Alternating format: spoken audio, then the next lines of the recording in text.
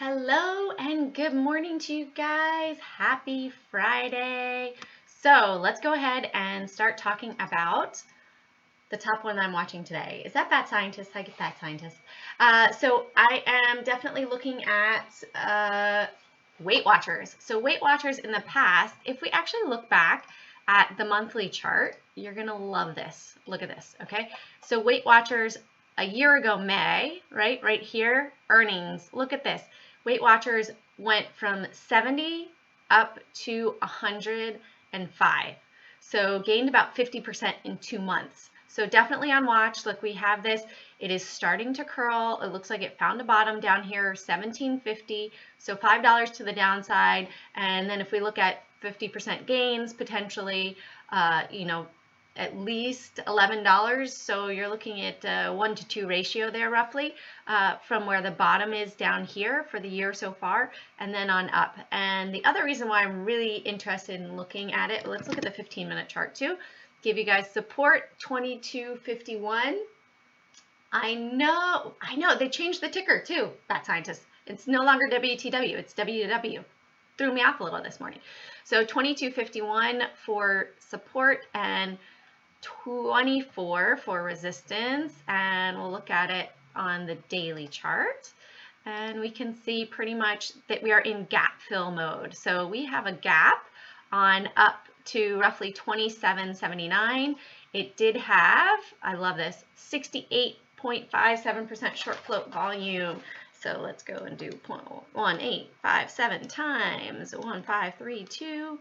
385. So at least 284,000 were still short overnight. And how much have we actually traded so far today? We have only traded 190,000. So there are still 94,000 shares at least that were held short overnight. So this will likely have a squeeze right at the beginning of the day at open. Now it could be really quick, or people might be thinking, hey, the market is looking like it might run up and then drop. So I might just hold on to it, in which case those people might get more and more squeezed and more squeezed and more squeezed and feel it. Robert, I will check out Intel for sure. Hold on. Let's go and also Bat Scientist and I, we always love looking at the SPY. So I'm going to remove my little drawings here.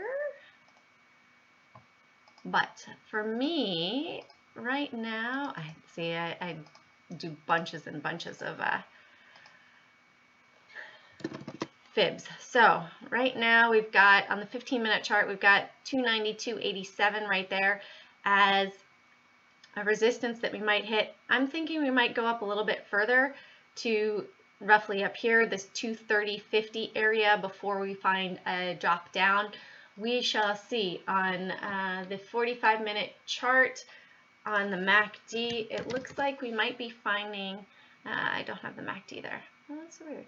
But anyways, it looks like we are potentially finding a top. We might have a spike up right at open and then a drop. So that's my thoughts on the SPY this morning. I think, honestly, looking back at the daily chart, right? So we are, right now we're at 2270. So we are above the moving averages right here, hanging out right around here. So if we were to draw a line right here, right? So it might be a bit of a head and shoulders, guys, setting up, right? Because we're hanging out right around here.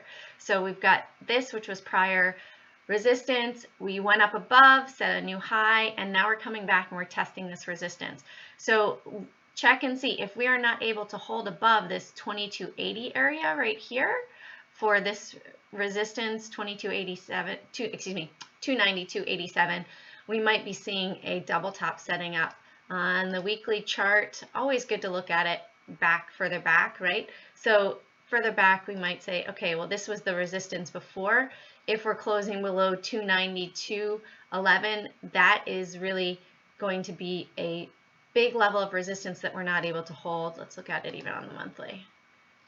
Yeah, you can see, and then we might pull all the way back down 285, 286 area, right? Yeah, 286.50 down here, a bit further than we pulled back yesterday, the past 2 days.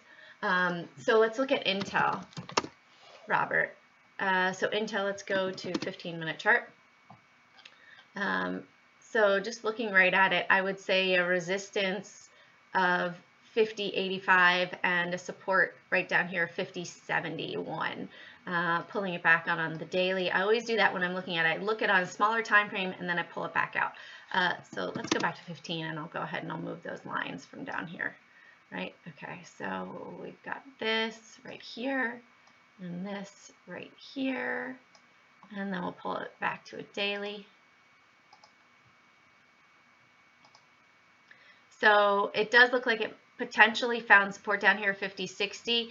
51.50 will likely offer resistance as well. So if you are potentially long, then potentially look for resistance right around the 51.50 mark. You can see we had selling right here with those wicks coming down. There was some buying power. It did have more volume yesterday, sort of indicating potentially a bottom curl. So it might be hovering down here, but once we break 51.50 potentially for the long side and overall, you know, for longer term, and then potentially, you know, down below 50 for a short, which would bring it probably down to the 200-day moving average. So just my thoughts on that, my opinion. So hope you guys have a great trading day. TGIF, have a really exciting thing going on Monday, so keep your eyes peeled. I don't think I'm going to be doing a live stock because I'm going to be doing this special event on Monday, so I will let you guys in on that. Have a great weekend, and Carpe Profit, seize those profits one trade at a time. Definitely check out the Modern Trader Summit. I want to see you there in person, June 22nd up here in Montreal. Have a great day, guys. Bye.